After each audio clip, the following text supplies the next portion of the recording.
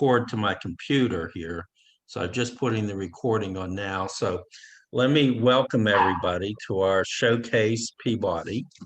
And I'll ask Donna to keep admitting people while I'm talking here. And I want to give a little introduction to Michael.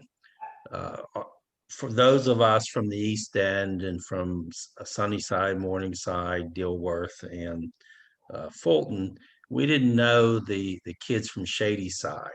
And so there was new people came in, and Michael was in ninth grade with us. And a lot of us got to know him and other people, but not everybody got to know everybody. So this is an opportunity for people who weren't in the class with Michael or didn't know him to learn about his body of work.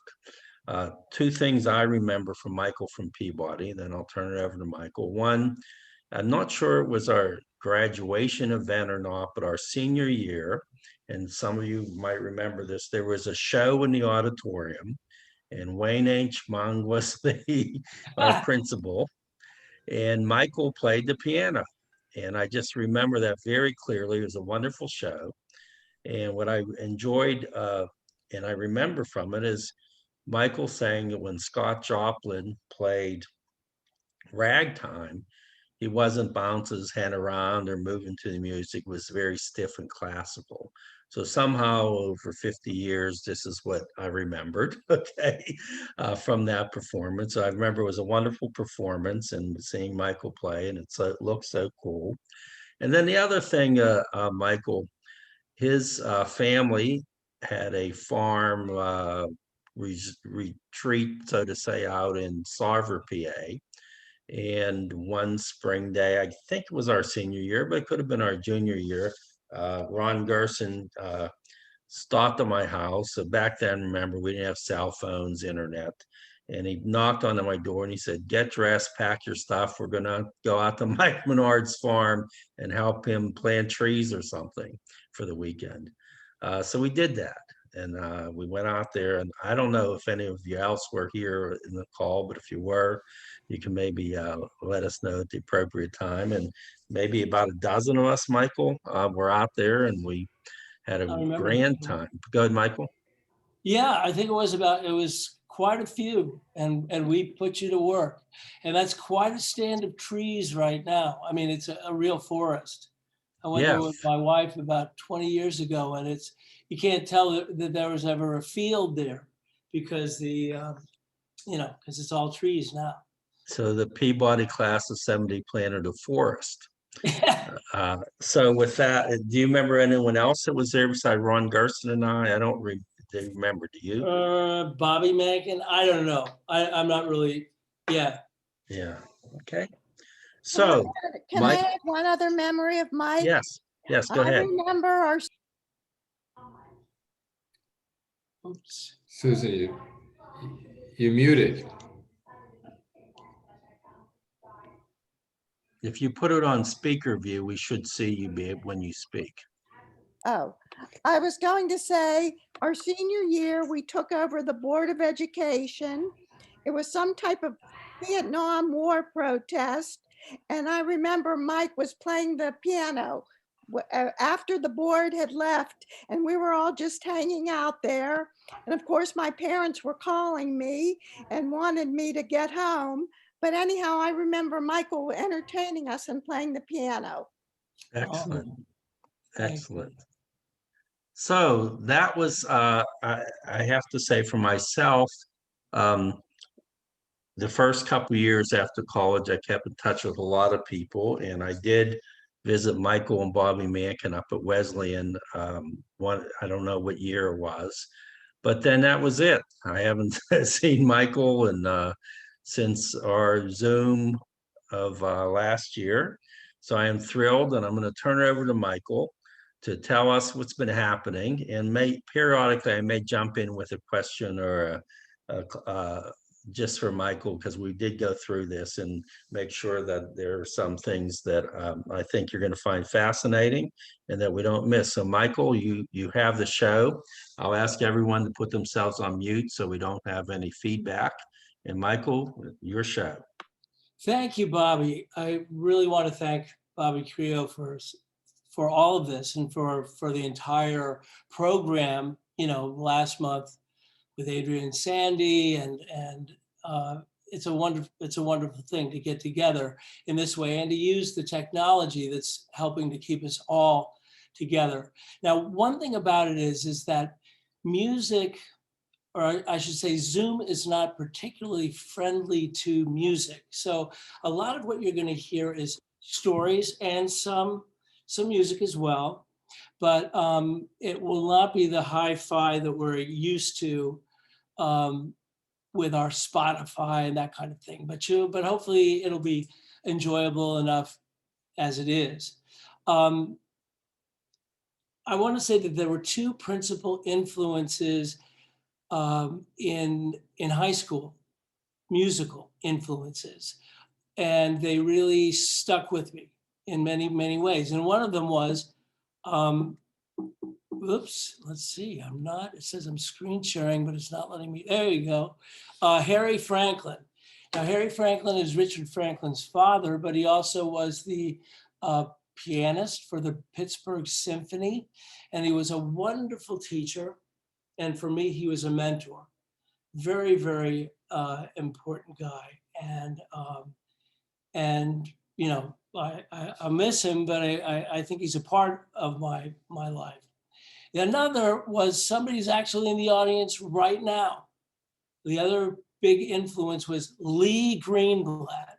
Now, Lee Greenblatt was a guy who took a wallflower, Michael Minard, and made him into somebody who at least had a little bit of street cred at Peabody.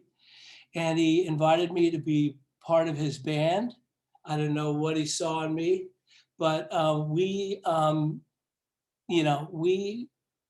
got together and we had a band with some other people outside of Peabody. And we were obsessed with the blues. Here's another picture of Lee taking a wild solo back then. You can see my head is right there. And you see Lee playing there, and there I'm playing the piano. And we used to play at places. We'd have a band that would change its name almost weekly. One week we were the Ace Tones. The next week we were Stoner's Orchard. But I remember one time we were playing at Kenyon College and Lee encouraged me to actually sing. And I sang a song by Eddie Boyd, and it gave me the confidence to become a singer. And part of it went like this. I pick up my telephone, I got my mother-in-law on the line. I said, baby's gone. She said, but that ain't no fault of mine. I saw her walking. Like a fool, I walked all over town. When I couldn't find my baby, then the tears started rolling down.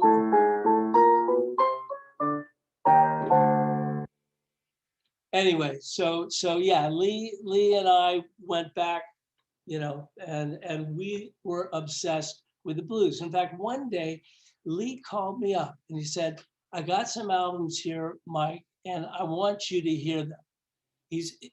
There's somebody you've got to hear. His name is Roosevelt Sykes. Whoa, let's see.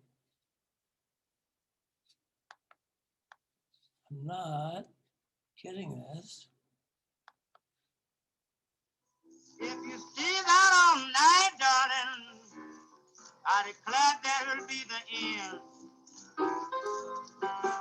Now, I was in love when I heard this. Nighttime is the right time to be with the one you love, with the one you love. So I just became an instant fan of Roosevelt Sykes, and and bought all of his records and tried to learn all of his licks on the piano, and it was a very, very exciting thing for me. Now, maybe some of you know or knew my mother, Sally.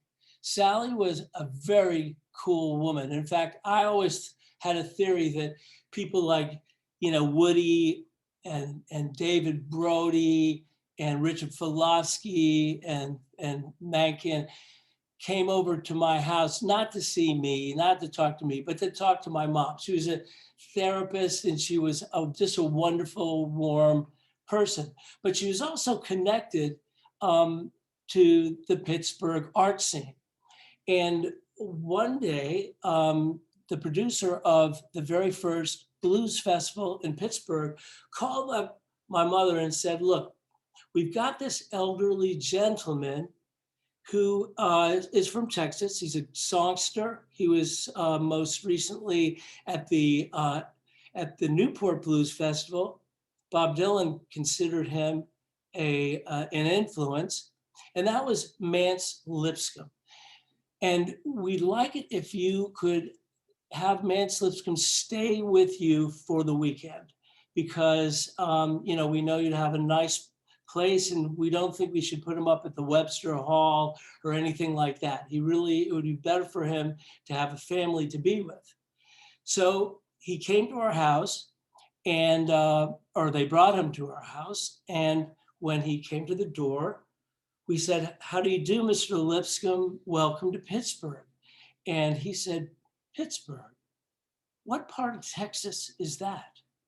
And we said, no, it's not a part of Texas, Mr. Lipscomb. It's Pennsylvania, but we think you'll enjoy it while you're here. And it was a very, very interesting weekend. And there were a lot of other blues legends that were part of the weekend. One of them, the upper left-hand corner, is Arthur Big Boy Crudup, who wrote the very first song that Elvis ever sang and recorded at Sun Records, That's All Right, Mama. Next to him on the top is Bobby Jones. And next to him, blind Reverend Gary Davis. He was there. And then Mississippi Fred McDowell on the lower left. And then finally, the man who I think of as the greatest of all is Son House. Now, Son House was he's so incredible because he was the person who inspired the great Robert Johnson to become a guitarist.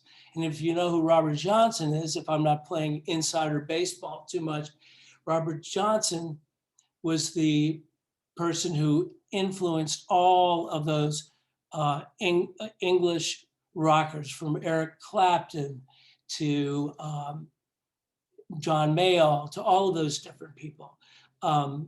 So Son House was there. So backstage, I was with Mance Lipscomb, and they were doing a sound check, and I was with these gentlemen, and they were sitting on metal folding chairs, passing around a bottle of bourbon. And I heard them talking about something called the Kill and Flow. And I didn't know what they were talking about, the Kill and Flow.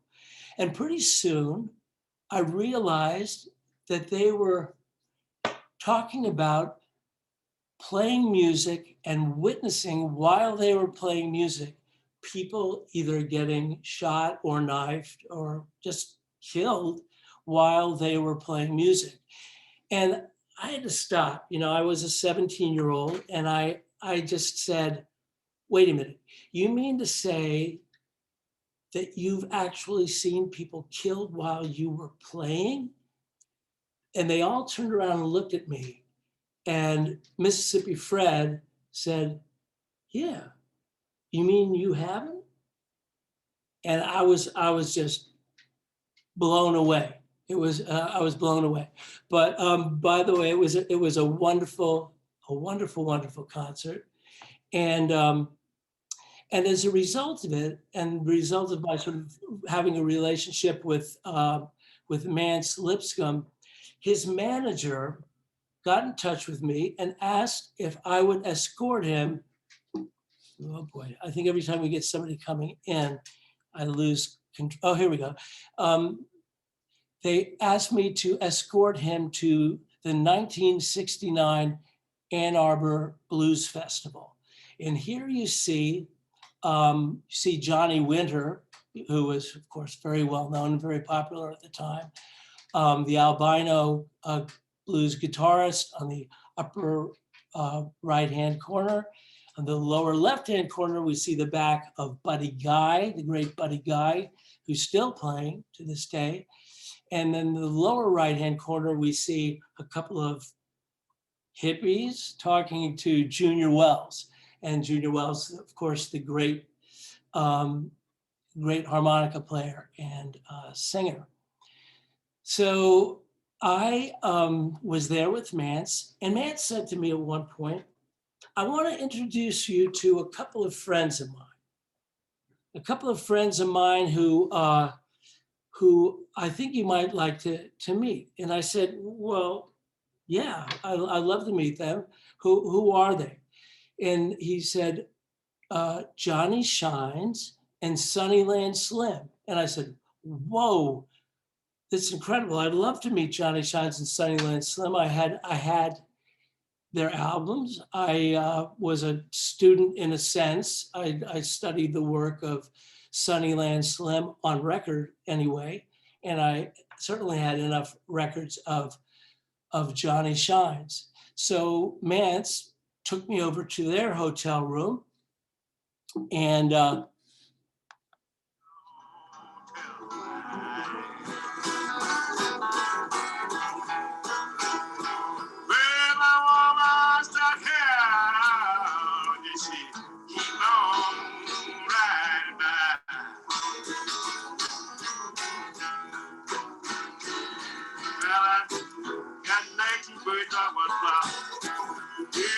but these guys were old time blues, boy.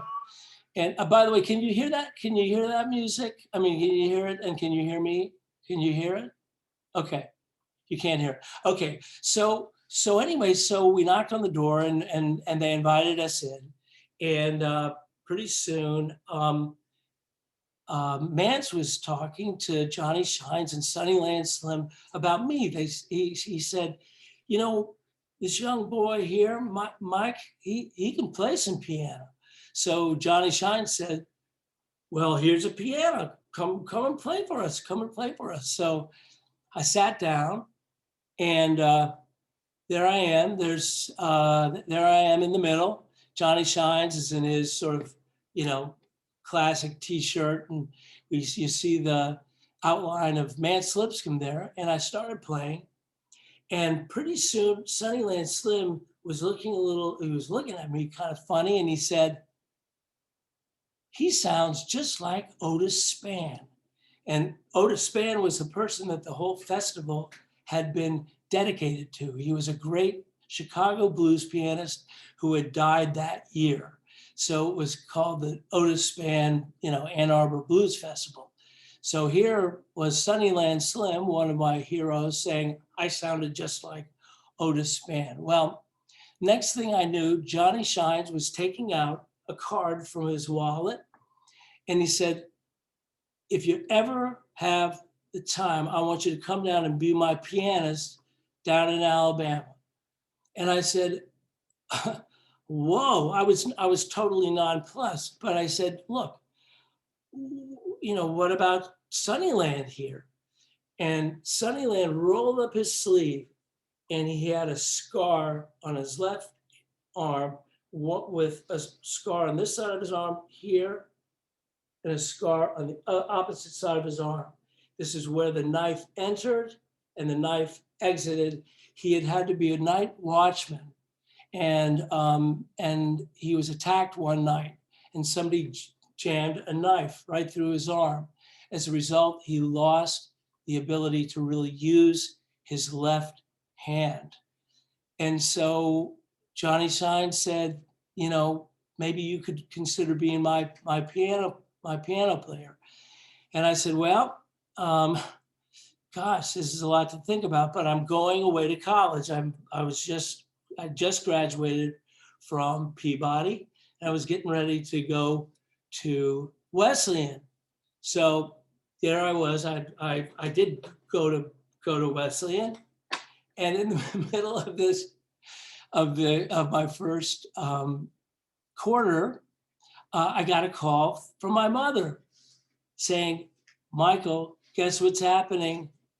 Roosevelt Sykes is coming to Pittsburgh. And I said, wait a minute, Roosevelt, I didn't even know Roosevelt Sykes was necessarily still alive. I just, he was sort of a legend to me, but was he still? She said, yeah, he's coming to Pittsburgh. I said, look, Mom, this is what you do.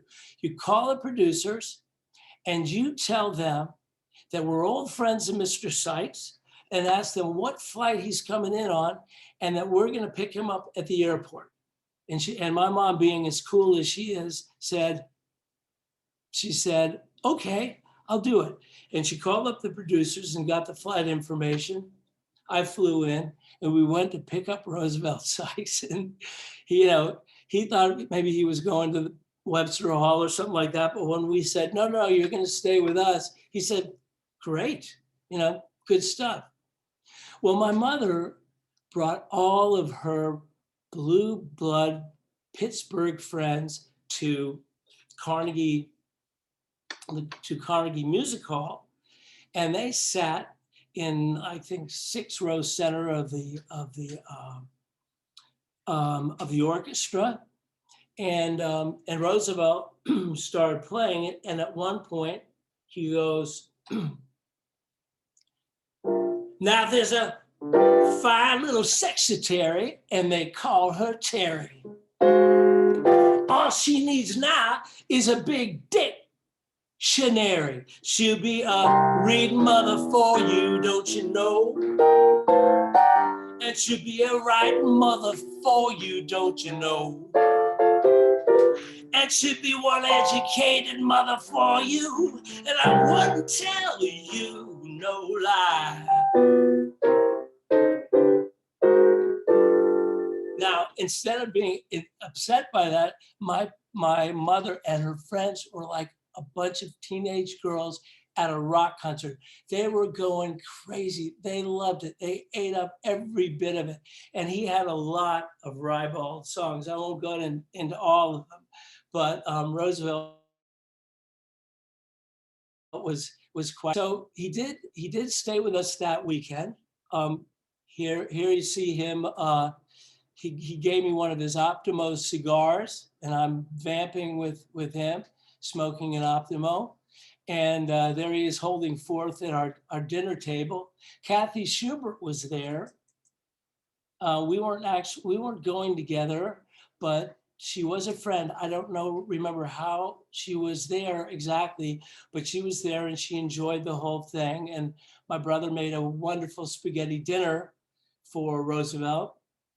And it was a great weekend, So I went back to Wesleyan, and Wesleyan encouraged people to take time off, to get to know themselves better, to get deeper into some area of interest or concentration.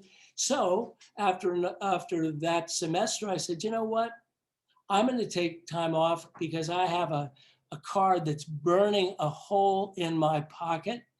And I called up Johnny Shines and said, you still need a pianist down there in Alabama. And he said, absolutely, please come down. So I flew down and I became part of the Johnny Shines band. And it was interesting. I won't spend a lot of time on this, but it was a fascinating experience. I was down with him really for several months. It wasn't as long as he would have liked, but I was down there for a while, and I did have my own experience with the Killen Flow. We were in a dry county of Alabama at a juke joint that had actually had an electric generator out on the outside in order to keep the electric instruments going. And they didn't have a bar per se, but they did have white lightning. And somebody was messing with somebody else's woman or girlfriend. A knife flashed. We saw somebody knifed on the stage, on the floor. And that person was carried out. And to this day, I don't know whether that person died or whether the person was just wounded. But I will tell you this, we kept on playing. And that was really, I mean, anyway, so that was the Kill and Flow in my experience. One thing I also want to say as a footnote, I really was always accepted wherever I was, down south. And even though I was playing mostly in Black clubs and things like that, I was always embraced and welcomed, and it was a beautiful thing. So then I went back to finish up school, and after school went to New York. Here's a picture of me. I'm being interviewed by Father Guido Sarducci, who was asking me, this is a segment of Saturday Night Live. No, I was not a host of Saturday Night Live, but this is one of his little man on the street things where he said, if the Three Stooges could fly like a Superman, would they still be making movies today? And as you can see, I really didn't have an answer for him. It was, I was kind of nonplussed, but very happy to be interviewed by Father Guido Sarducci. At the time that I was there, I started working with a woman who, interestingly enough, 35 years after her untimely death at 46, is now becoming famous. She was a playwright. She was a filmmaker. She was an essayist. She was a translator. She was really a polymath. She was also a professor of cinema. And I'll be talking a lot about Kathy Collins, but the first project we had was a project that Joseph Papp, the infamous and famous and wonderful producer, Joseph Papp, was developing. And I was doing the music for the show. And it was a show that Kathy Collins had written called Almost Music. Here's just a little snippet of it, and I hope you can hear the words. There's Kathy. I wish you were real, Mr. J. A man with time to say I love you. You don't have to run away. I wish you were real, Mr. J. The great Jenny Burton. Let me lay beside you on any kind of day. Yeah, and it was sort of an ill-fated show. It got pretty far in development, and like many shows in New York, it didn't get past a certain point, but it was a very good experience for me, and it was my first real professional experience out of college. Then Michael, I go ahead, yeah. Michael. Go ahead. No, go ahead. No, I wanted to go ahead. Just continue. Yeah. Okay. And then another theatrical program that I was a part of was with this guy, John Rothman at the American Place Theater. This was called The Impossible H.L. Mencken. It was based on the words of H.L. Mencken, who was, of course, a political commentator. And I was on the stage dressed in period, in a period outfit, and I wrote the score and played a ragtime that I wrote.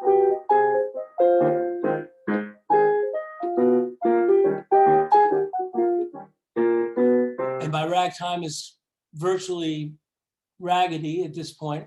But in any event, this is a show that David Brody actually came one night to see. And it was great. He was in the audience. In fact, I was so nervous about David being in the audience, and also one of my favorite critics was in the audience too, that at one point I blanked out on the music.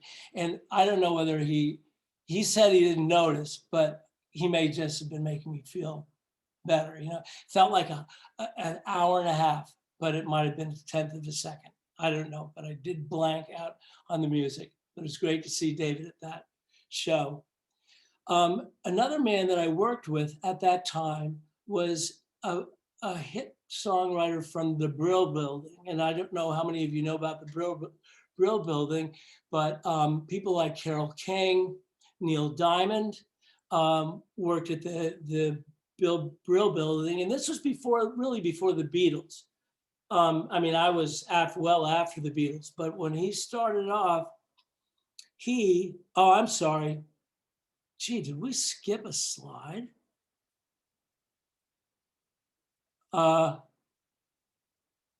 Anyway, okay, I started working at Sesame Street because I was getting ahead of myself. Let's see. Okay, so I did work for Sesame Street, and I'm going to sing you a song that I wrote for Big Bird. Here we go. See if you like my Big Bird impersonation. When you are crossing the street, look to the left and the right.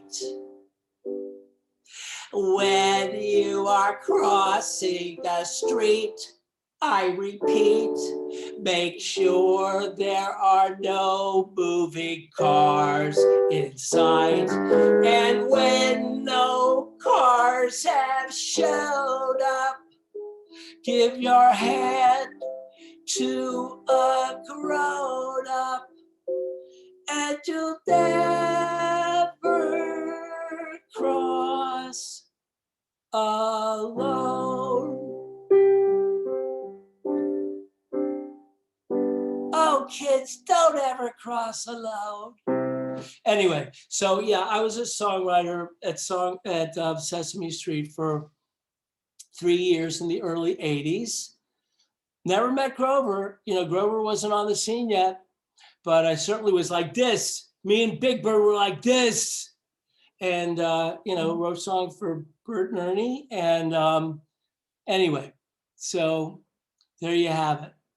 You know, I swear I missed a slide somewhere. Oh, and I also worked for Hugh Hefner at the same time.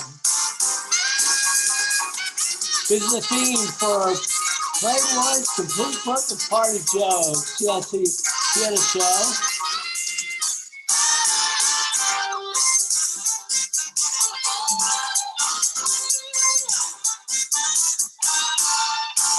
I hope nobody's offended by that. This is actually something, the reason why I'm playing that is to say that, you know, when you're a gun for hire, you can work for Sesame Street and you could also work for, you know, for Hugh Hefner. And that was the theme for a show called Playboy's Party Jokes. And they weren't very funny. But in any event, I know that's not, maybe I shouldn't have shown that. Anyway, okay, so the songwriter that I was going to talk about, hit songwriter, Artie Resnick, very, very nice guy. He called me up. He worked with Bobby Darin, and he wanted to write some songs with me. But he wrote Under the Boardwalk.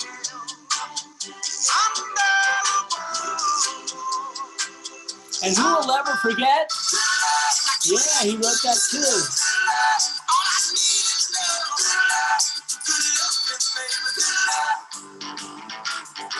And he wrote,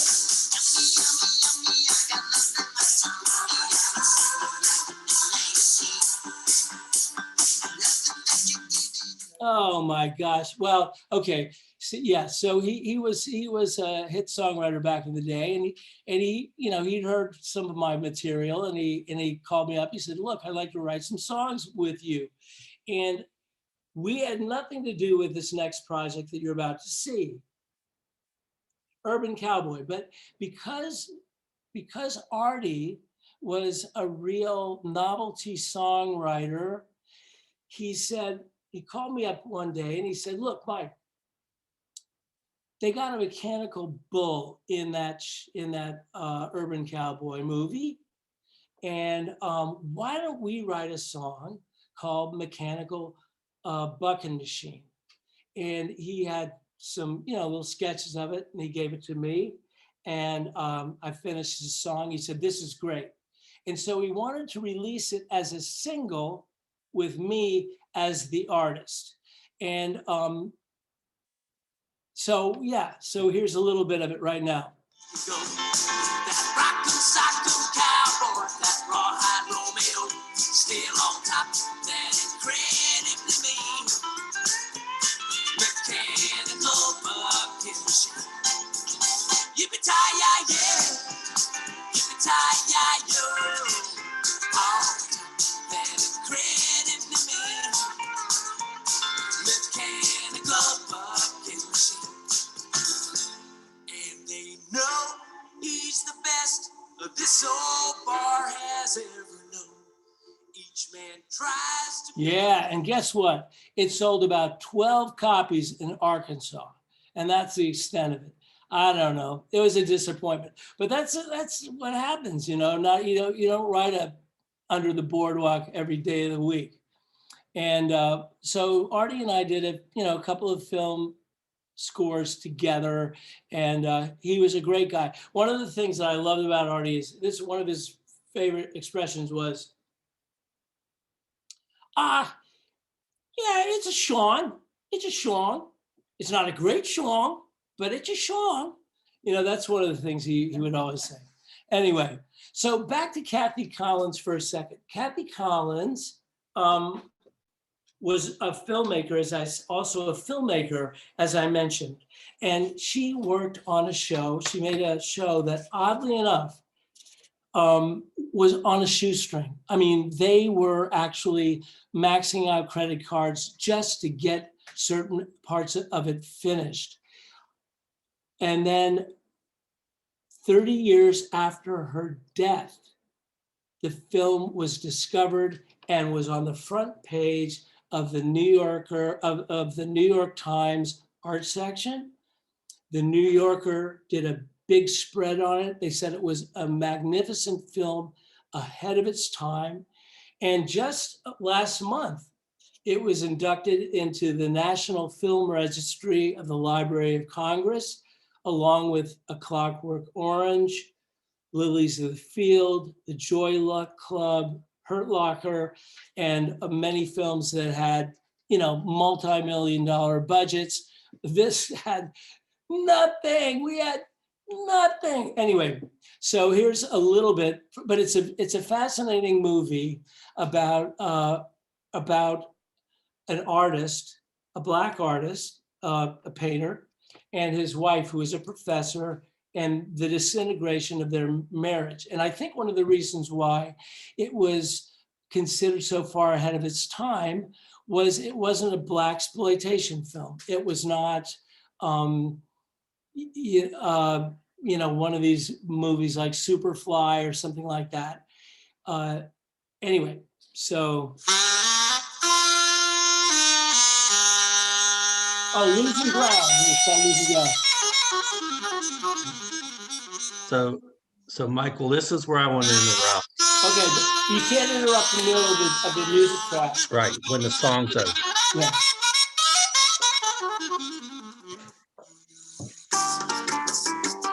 There's just a little music, and then you can sing.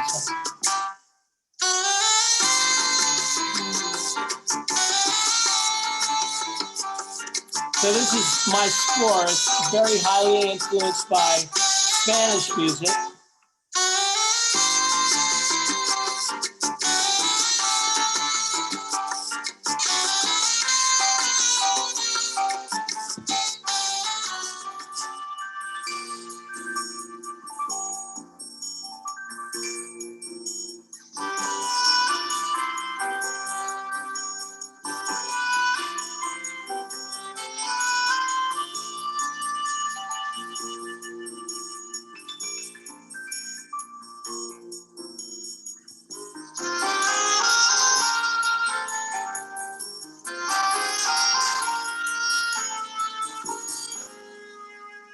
Now you're going to hear the voice of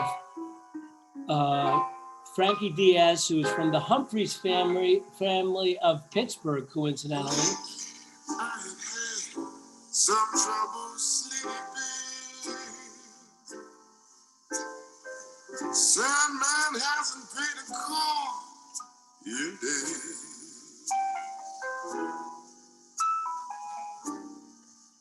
I guess it's in keeping that love does her thing in funny ways. Try to dine, but nothing. Okay, Bobby, what was your question? Okay, so I wanted to ask everybody, the gentleman here who I believe is named Dwayne Jones, correct, Michael? Yes, absolutely. So all of you, I would be surprised if you have not seen him in an earlier role. And he would be known, he would be somebody, once we tell you what role, you would recognize. Does anybody here know where you've seen him before?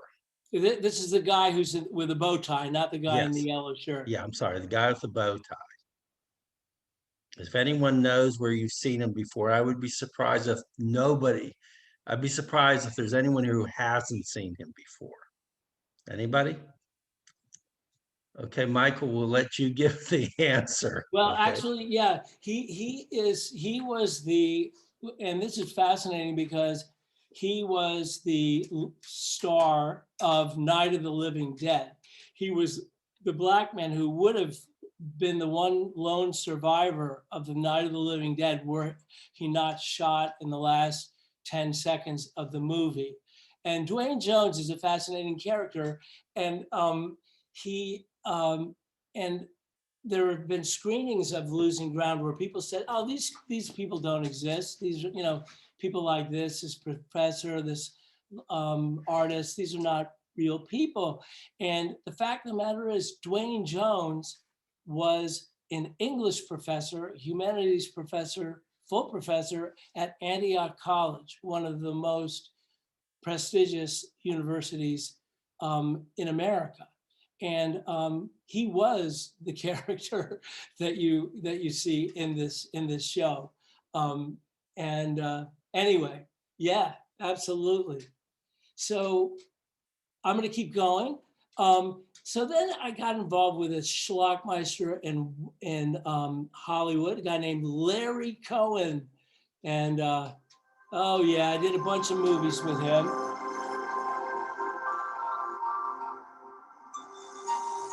In all of these movies, if you ever see one of them, you should probably also rent some rope so that you can tie yourself to your chair, because they're virtually unwatchable. A Return to Salem's Lot is actually a cult film in France and was responsible for getting a French publisher for me. Because it's so popular over there. Anyway, yeah. So I got sick of all this. Okay, every time somebody comes in, there we go. So I said, I'm going to become a school teacher. So I went back to Columbia Teachers College, and I taught music in middle school and in high school. I taught, AP music theory in high school, and I taught chorus, and I also taught songwriting. Well, you're going to get it. Going to show you that in a second. But I loved taking kids to the opera. Here's some. That's a little too loud, honey. I took kids to the Met. Here you see a group of high school kids that I took to the Met. And it was a lot of fun. But my bailiwick, my favorite thing that I did was I taught songwriting to 8th graders. And 8th graders were just amazing. And you're only going to hear one example of one of the 8th grade songs and the program that we had at the end of the year, which was really like a Grammy celebration. We had the red carpet. we had videos, we had the envelope please, we had the tears, we had all that sort of stuff. It was just really supercharged like Grammys, and everything was original. So you're just going to hear one song, but listen to this guitar solo. It's an 8th grader. You got to hear this coming up. If you can hear it.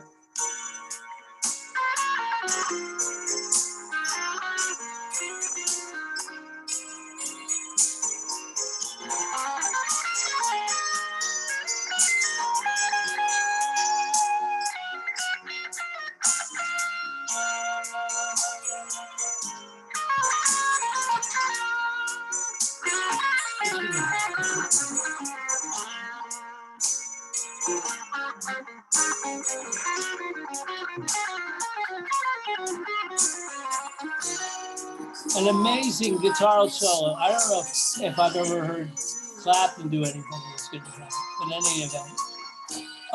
I have.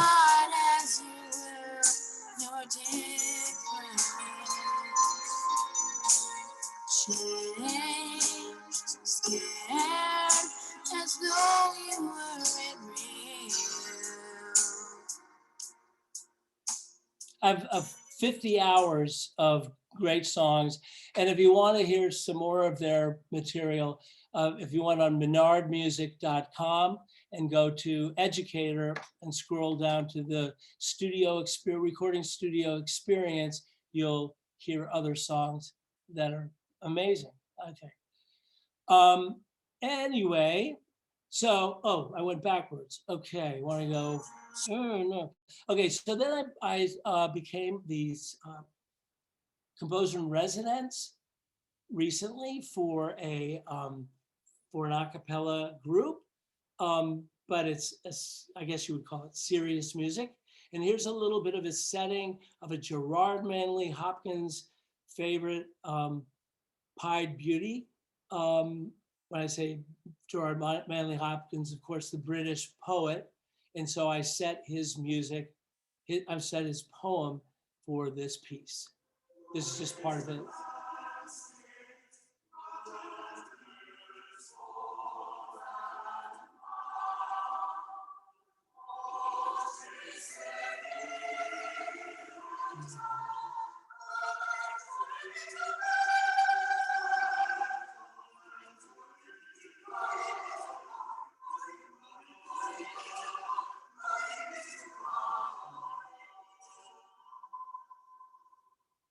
Yeah.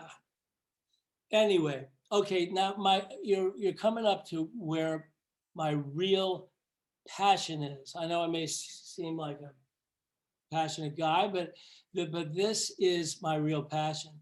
For the last 11 years or so before COVID hit, I was working in a women's maximum security prison as a volunteer, teaching music, doing theater, and probably the apex of what we did was music. We did an operetta or a musical or an opera, whatever you want to call it.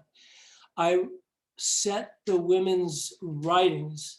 They were often their stories of their lives, but really writings from a prompt that my wife gave of a poet. Who is the poet? Marie Howe, and they responded to it and wrote their own stories, and I set them to music, and we made a musical out of it. And so you're going to see part of the rehearsal process here. This must be a that's not a good key for me then. No, it's fine. You're doing fine. This must be a misunderstanding. Did I really hear you right? I don't want to know if you're telling me the truth. It's something that they just It's can't something that they just can't accept. Yeah, there's a pause there. Well, it's not a full quarter note rest. It's something that they just can't accept. Kids in school, ask them, What does he do? What's the move? Clockwise. So, right. Ask kids in school. Ask him. So what does he do? So you. Kids in school. Ask him. What does he do? You see what I mean? Skip, skip, skip. Ask him. Pivot. What does he do? No, that's too sick. Come on now. Come on now. Daddy, what is that? I ain't that kind of daddy. I know. So you gotta, so exactly. Take the skip. Take the full skip. Take it again. Take it again. No, girl, take it again. Walking with daddy. I wanted to be so proud of him. He walked me to school, business suit on, fedora hat with the red feather and a briefcase in his hand. Kids in school asked me, what does he do? I said he was a businessman. And you're going to move to your right and 1, 2, 3, left 2, 3, right 2, 3, left. You feel his legs? 1, 2, 3, up, 1, 2, 3.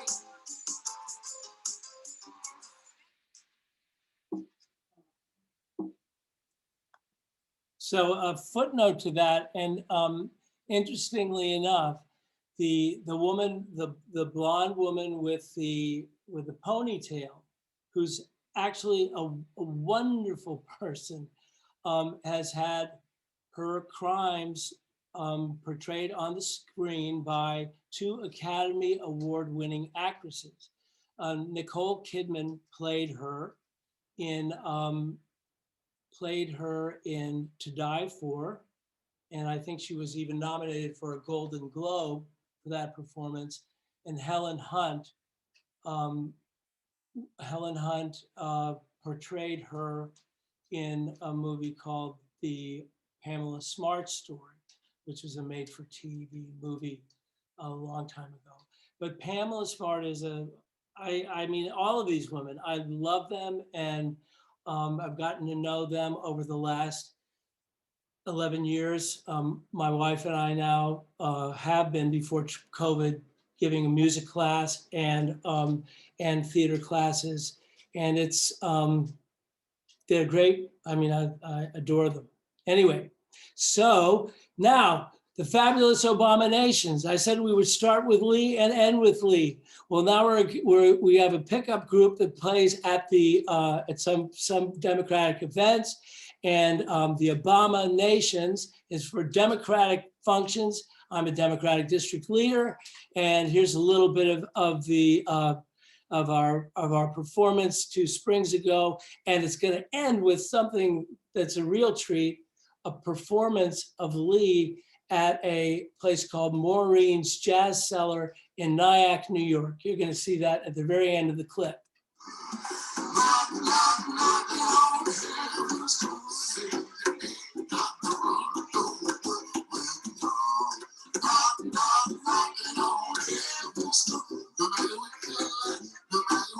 Lee's playing, of course, congas on this one. Here he's on alto.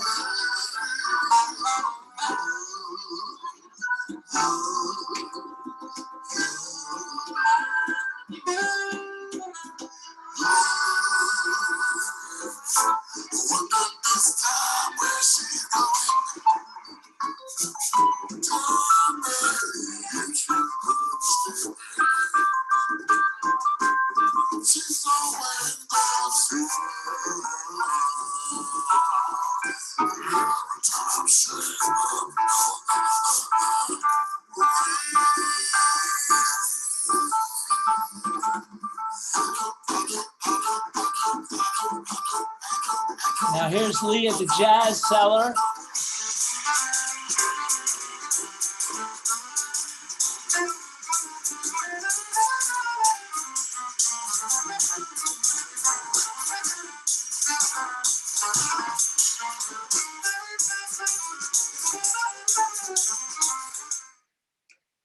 Okay, and up, darn, what happened? I skipped this. Are we still screen sharing? Yes, if you, was Yeah, there one at well, the end you wanted to do, Michael? Like go Yeah, to the end of your I wanted slides? to show my beautiful wife Yes, Phyllis. well, just slide down to the end and click on it. No, I can't. It's got a dialogue box saying skip, download, that kind of thing. So maybe we should stop the screen sharing and Okay, well, then we'll introduce your wife live. So go ahead, stop the screen share. come on over here, Phyllis, just for a sec. Here Yeah, she first is. stop the screen share, Michael. Okay, stop the screen share. I Yes. don't know if I know. Okay, I'm trying to hit escape and it's not letting me No, there's a do red button anything. that will say, there's a red Oh, button okay, that stop says share. stop screen All right, share. stop share. Mhm. Oh, I'm wrecking my show. Oh, there it goes. Yeah. Okay, Okay. It says. so why don't you introduce your wife and tell everyone a little about your family, then we'll open it up for questions or comments. Anyway, this is my wife Phyllis. She's sort of and you know, yesterday or over the weekend, Robert was asking me about my daughters, and one of them lives in Ossining, which is only 20 minutes away, and then the other is all the way out in Oregon, and actually, my daughter, whose son is now 23, just over the weekend, and not many people know this, some of you do, made me into a great grandfather. So come on, how often does great grandfatherhood look this good? Come on. Anyway, so anyway, thank you, Robert. Thank you. You know, if there are any questions, you know I sort of sucked all the air out of the room just by an exhausting narration of my own life. But in any event, if you have any questions, I'd be happy to. Well, let's first hear from David Brody when he was in the audience of that performance. Did you see Michael mess up or not? Oh yeah, I want to know. Can we add, Dave, can you unmute?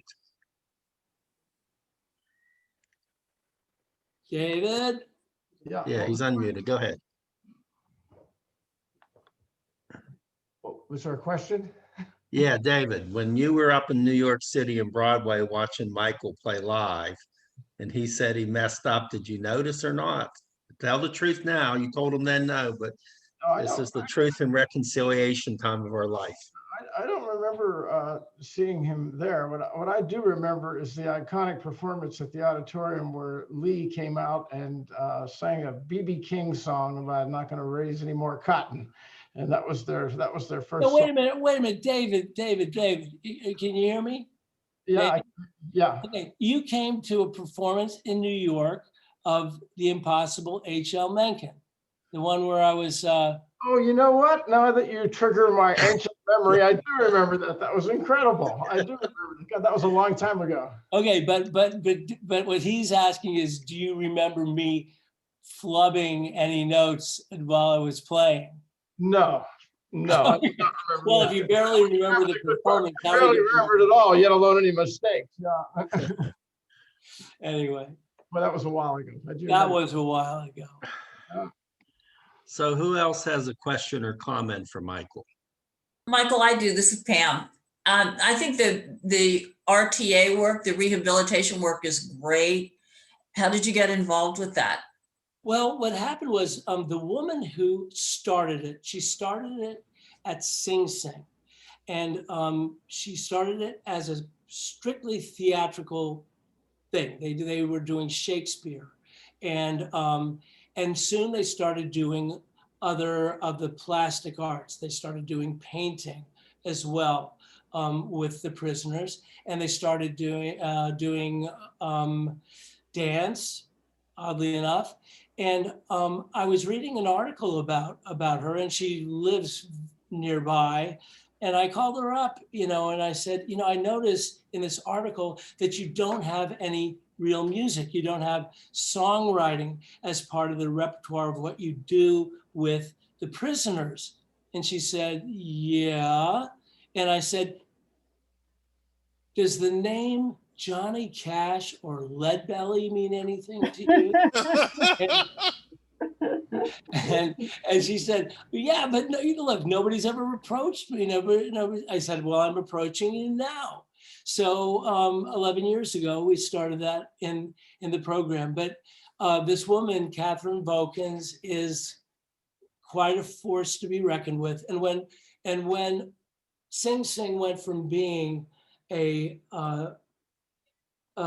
medium, it used to be a maximum and a medium attached to this in the same physical plant. They got rid of the medium part and had to send them out to places like Fishkill and a number of other institutions. And so they set up RTA in those other institutions as well. I have also taught in some of the men's prisons, or actually, no, in one particular one, Greenhaven at Stormville. But the one that I love, because I love working with women, and the Bedford Hills Correctional Facility, which is New York's only maximum security prison for women, is actually very, very close by to our home. We could get the equipment in our car and be over there in 5 minutes. So it's interesting. So you live in Westchester? Excuse me? Do you live in Westchester? Yes. Katona is in Westchester. It's northern Westchester. Yeah. Oh, okay. Yeah. This is Janice Cohen. I live just a few blocks away from Maureen Cellar.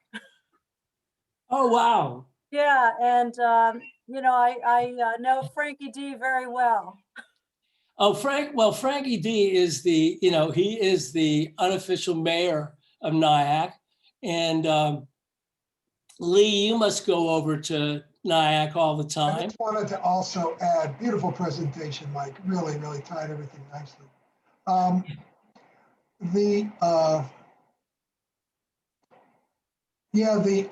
Frankie D, he's also, you might want to mention that Maureen's was opened and started by Pittsburgh's legendary David Budway in commemoration of his wonderful singer, wonderful sister Maureen, and a very untimely death. She was and still is an inspiration in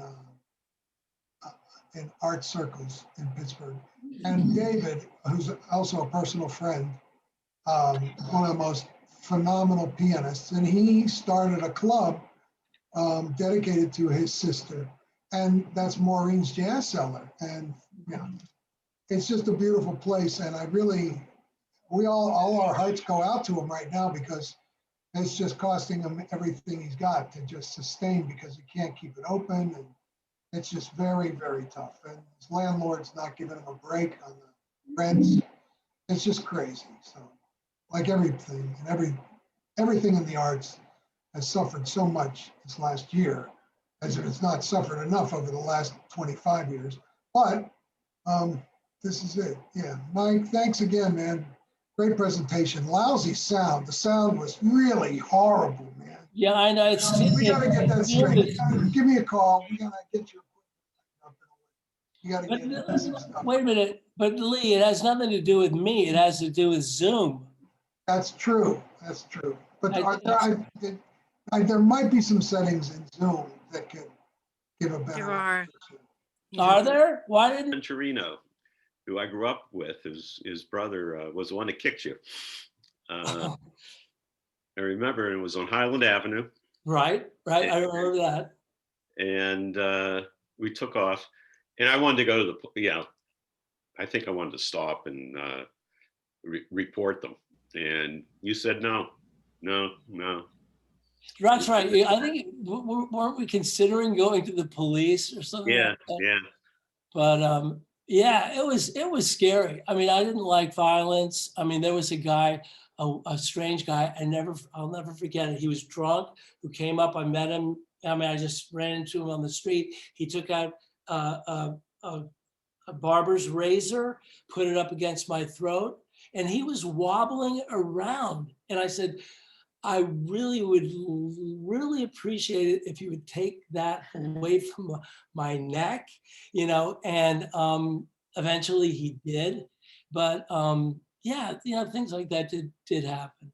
Yeah, I remember that incident. Yeah. Thank you. Oh, thank you for reminding me, Rich. That's right. It was your car. Yeah. Oh my God. Wow. Anyway, there were 2,700 students in the student body at that time. 2,700.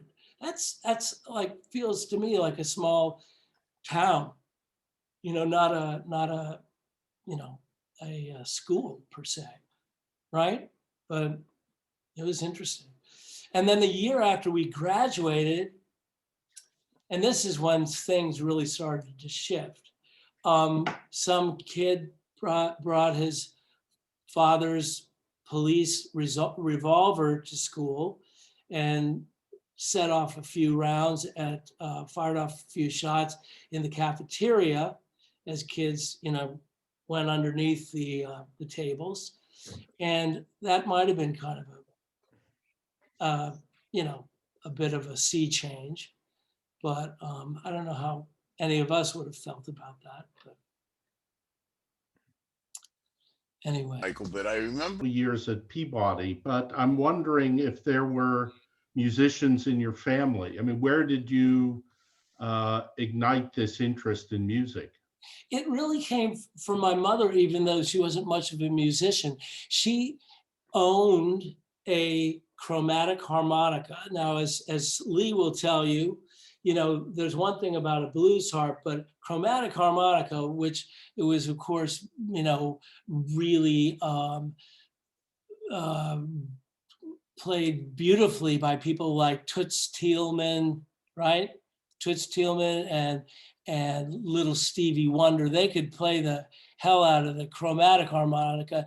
My mother had a chromatic harmonica, and you know, she could play a couple of songs on it, and but the main thing is that it really was inspiring to me to hear her do that. And I asked for a piano, and nobody else in my family really was interested in playing music. And she finally relented and got an upright for me. And yeah, you did have to audition to play, to have Harry Franklin as a teacher. And I was very, very excited and gratified that he was willing to accept me as a student. And he was, you know, as I said, was a remarkable teacher. Yeah,